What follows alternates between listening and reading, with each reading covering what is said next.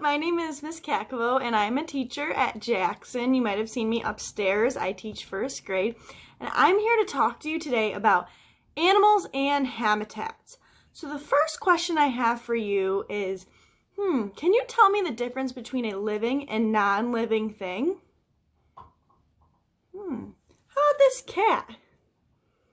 Is she a living or non-living thing? What do you think, Zoe? That's right. She's a living thing. How about this marker? Is this marker a living or non-living thing? Definitely non-living. What about this dog? Living or non-living? Definitely living. And what about this roll of tape? Is this living or non-living? Definitely non-living. Last, how about this plant?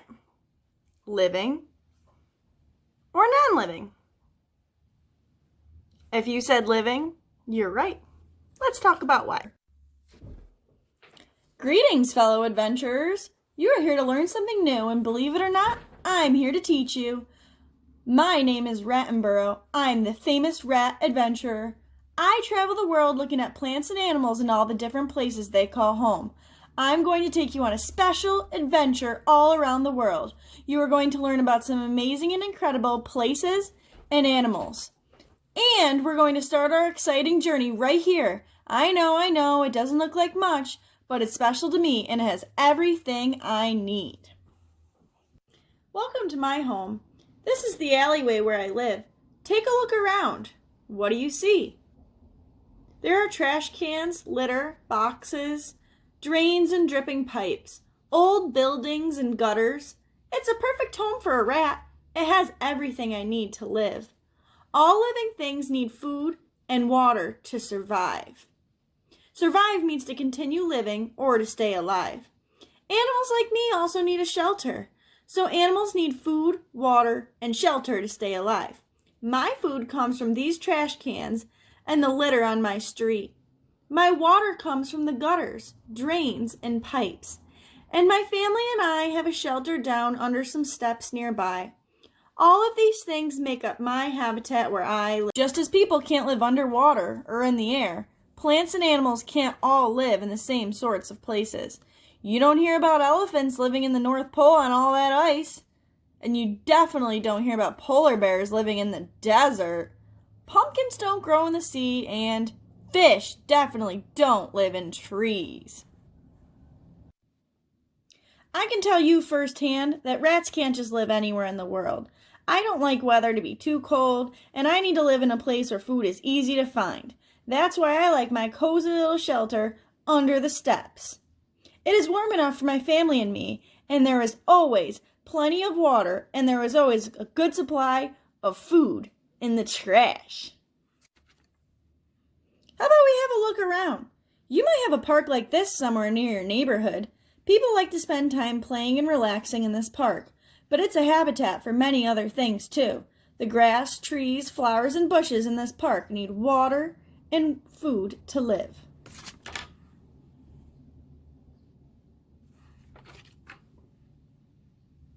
The animals that live in this park share it as a habitat. That includes the pigeons that fly around. Here's the pigeon. They look for crumbs to eat. The squirrels. Here's the squirrel. Owls. Oh, there's no owl pictured here. Chipmunks that live in the trees. Ooh, there he is. And you know what this other guy is?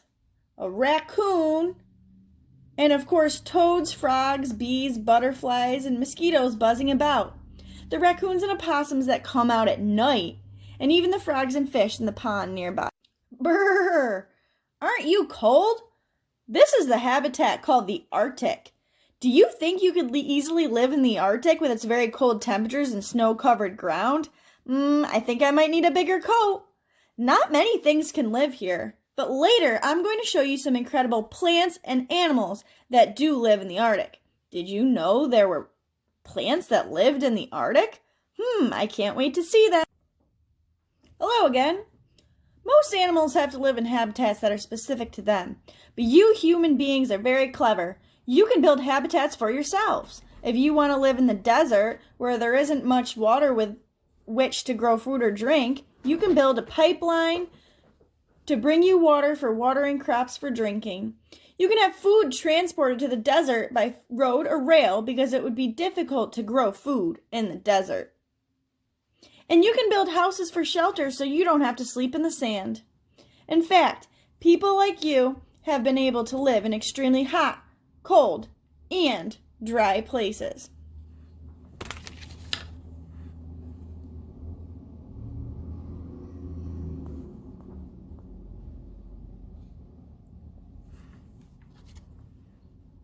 We're going on an adventure that takes us all over the amazing planet Earth. Over the next several weeks, I'm going to show you some fascinating animal and plant habitats that might be quite different from yours. You'll see some wonderful and unusual places where things can live. I can't wait to show you all these interesting places, but first, I have a lot to pack. Because we're going all over the world, I'm going to need a backpack full of gear. So hold on to your whiskers, hats, and get ready for a marvelous adventure. Hi, it's Miss Kakavo back again with Rat and Burrow to ask you what you've learned about animals and habitats so far. I hope you learned a lot from Rat and Burrow. He seemed to really talk a lot. Well, let's see what you learned. The first question we have for you before we say goodbye is, what is a habitat? Can you remember?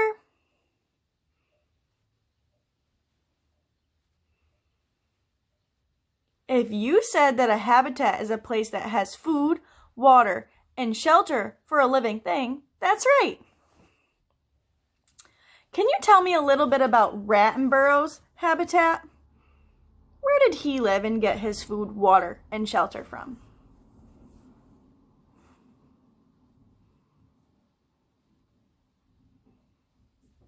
If you said an alleyway full of garbage and litter, you're right.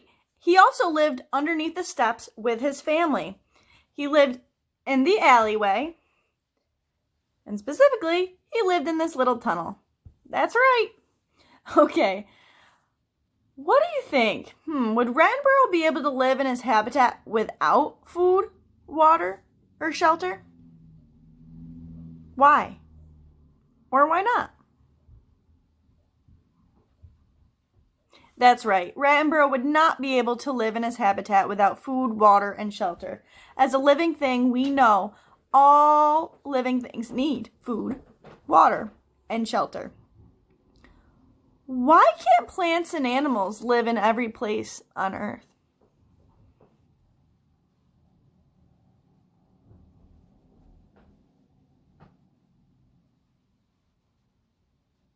If you said they need to live in a place that's just right for them, you are right.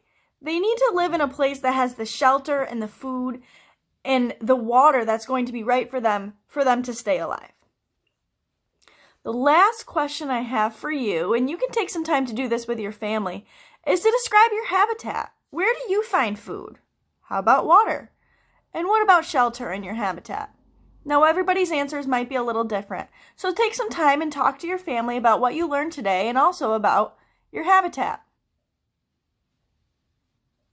Okay, and now it's time for us to say goodbye. See you next time!